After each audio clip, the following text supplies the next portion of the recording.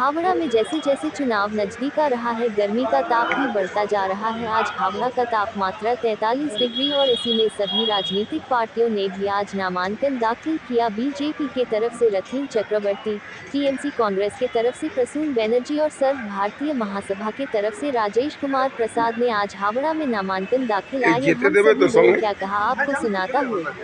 আর আপনার এই চ্যানেলের মাধ্যমে আমি জানাতে চাই যে আমাদের এই দল নিযুক্ত হয়েছে একটা ম্যানিফেস্টো স্লোগান নিয়ে, মানুষের পাশে মানুষের সাথে। সব দলই কথা বলে কিন্তু করে দেখায় না। বিগত কত ধরে মনে করুন 40 বছরের বেশি সময় আমরা দেখেছি যে এই কি দুর্দশায় হাওড়া, বিশেষ করে হাওড়া কেন্দ্র রয়ে গেছে।